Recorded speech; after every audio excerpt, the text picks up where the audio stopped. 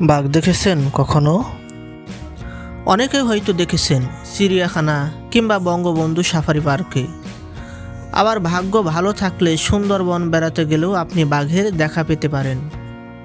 তো বনের বাঘ দেখেন আর নাই দেখেন, ছোটোখাটো বাঘ কিন্তু আমরা প্রায় প্রতিদিনই দেখি।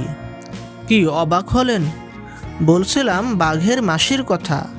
গ্রাম বাংলায় বিড়ালকে বাঘের মাসি হিসেবেই আমরা চিনে থাকি। কিন্তু আপনি কি জানেন কেন বিড়ালকে বাঘের মাসি বলা হয়? তো চলুন জেনে নেওয়া যাক। বিড়ালকে বাঘের মাসি বলার পেছনে দুটি কারণ রয়েছে বলে মনে করা হয়। প্রথম কারণ হলো বিড়াল এবং বাঘ উভয়ই বিড়াল গোত্রের প্রাণী। বিড়াল গোত্রের অন্যান্য প্রাণীর মধ্যে রয়েছে সিংহ, চিতাবাঘ, জাগুয়ার, ওয়েলস ক্যাট, মেসোবাঘ ইত্যাদি। এই প্রাণীদের মধ্যে বিড়াল এবং বাঘের জিনগত মিল সবচেয়ে বেশি।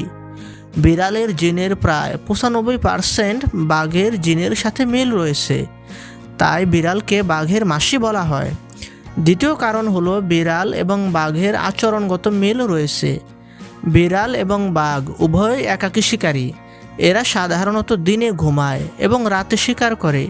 এছাড়াও বিড়াল এবং বাঘ উভয়ই শিকারকে ধরে ফেলার জন্য লুকিয়ে থাকার কৌশল ব্যবহার করে। এই আচরণগত মিলের কারণেও বিড়ালকে বাঘের মাসি বলা হয়। বাংলাদেশে বিড়ালকে বাঘের মাসি বলার ঐতিহ্য বেশ পুরনো।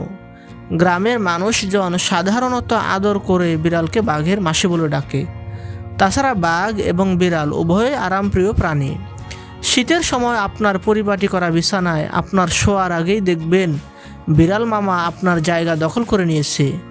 খেয়াল করে দেখবেন বিড়ালের মধ্যে এক ধরনের রাজকীয় ভাব রয়েছে, আর এসব কারণেও বিড়ালকে বাঘের মাসি বলা হয়। আরেকটি কথা, বাংলা ব্যাকরণে বাঘের মাসি বলতে আরামপ্রিয় ব্যক্তিকেও বোঝানো হয়।